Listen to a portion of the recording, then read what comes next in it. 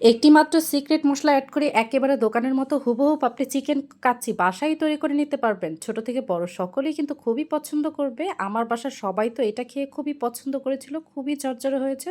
চলুন কিভাবে তৈরি করলাম সেই রেসিপিটা আপনাদের সাথে শেয়ার করছি। আজকে আমি চিকেনের লেগ পিস দিয়ে করছি। এখানে আমি প্রথমে আদা বাটা দিয়ে দিয়েছি প্রায় 2 টেবিল চামচের মতো, পেঁয়াজ বাটা দিয়েছি প্রায় 2 টেবিল চামচের মতো, রসুন বাটা 1 টেবিল চামচের মতো, ধনিয়ার গুঁড়া 1 টেবিল চামচ, লাল মরিচের গুঁড়া 1 টেবিল চামচ, জিরার গুঁড়া 1 টেবিল চামচ। এখানে আমি কালো গোলমরিচটা ব্যবহার করছি, আপনারা চাইলে সাদা গোলমরিচটাও ব্যবহার করতে পারেন। এরপর স্বাদ মতো লবণ এবং দারচিনি, এলাচ দিয়ে দিয়েছি।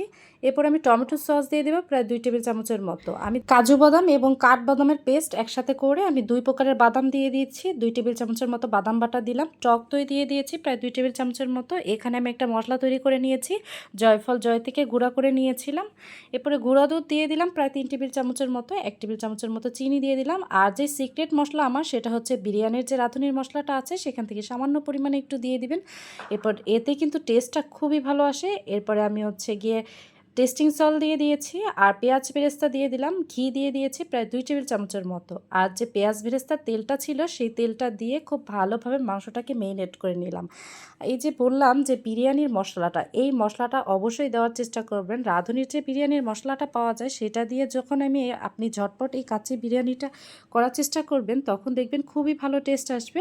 আর এখানে আমি সামান্য পরিমাণে একটু জর্দার রং নিয়েছি জাস্ট একটু কালারের জন্য, মাংসের মধ্যে যেন খুব সুন্দর একটা কালার আসে সেজন্য আমি এখানে জর্দা রং ব্যবহার করছি। সবগুলোকে আমি একসাথে একটু মেরিনেট করে রাখলাম। আর এদিকে আলুটাকেও আমি জর্দার রং দিয়ে আর সামান্য একটু লবণ দিয়ে তেলের মধ্যে ভেজে নিয়েছিলাম।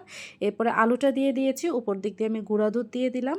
গুঁড়া দুধ দিয়ে এখানে কিছু কাঁচামরিচ দিয়ে দিয়েছি এবং কিছু কিশমিশ দিয়ে দিয়েছি। আপনারা চাইলে কিন্তু একটু আলু বোখারাও দিতে পারেন, আমার কাছে আলু বোখারা ছিল না এজন্য দেওয়া হয়নি। 1 টেবিল চামচের মতো কেওড়া জল দিয়ে দিয়েছি। আর এদিকে আমি পানি বসিয়ে দিয়েছি, পানিতে আমি 2 টেবিল চামচের মতো লবণ দিয়ে দিলাম। লবণের পরিমাণটা অবশ্যই বেশি রাখবেন। আর চালটাকে প্রায় 1 ঘন্টা আগে ভিজিয়ে রেখেছিলাম। আজকে আমি কিন্তু চিনি গুঁড়া চাল দিয়ে করছি, আপনারা চাইলে কিন্তু বাসমতি চাল দিয়েও করতে পারেন।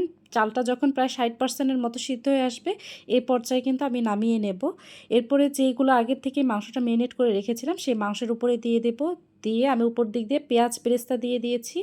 আর এখানে আমি ঘি নিয়েছি, ঘিয়ের সাথে সামান্য পরিমাণে দুধ নিয়েছি, দুধ দিয়ে খুব ভালোভাবে মিক্স করে দিব, তারপরে দুধটা দিয়ে দিলাম। এরপরে আমি এখানে কিছু কিশমিশ দিয়ে দিয়েছি আর এখানে আমি জর্দার রং গলিয়ে দিয়েছি, কাঁচামরিচ দিয়ে দিলাম, সেটা স্কিপ হয়ে গিয়েছে। এরপরে ঢাকনা দিয়ে ঢেকে এই যে ছিদ্রটা আছে সেই ছিদ্রটা আমি বন্ধ করে দিলাম যাতে বাতাসটা বের হয়ে না আসে। প্রায় 30 থেকে 40 মিনিটের মতো আমি দমে দিয়ে রেখেছি। দমে দিয়ে দেওয়ার পরে দেখুন কতটা ঝরঝরে হয়েছে, কতটা পারফেক্ট হয়েছে। আর হ্যাঁ, প্রথম যখন চুলাতে বসাবেন তখন কিন্তু প্রায় 2-3 মিনিটের মতো হাই হিটে রান্না করে নেবেন, তারপরে লো হিটে রান্না করে নেবেন। দরকার হয় নিচে একটা তাওয়া দিয়ে রাখবেন, তাহলে কিন্তু পুড়ে যাবে না। দেখুন কতটা পারফেক্ট হয়েছে। এভাবে কিন্তু বাসায় ট্রাই করে দেখতে পারেন। আশা করি ভিডিওটি ভালো লেগেছে। যদি ভিডিওটি ভালো লাগে অবশ্যই লাইক, কমেন্ট এবং শেয়ার দিয়ে আমার পাশে থাকবেন। আর যদি বাসায় ট্রাই করেন অবশ্যই আমাকে কমেন্ট করে জানাবেন। আজ এই পর্যন্তই, ভালো থাকবেন সবাই।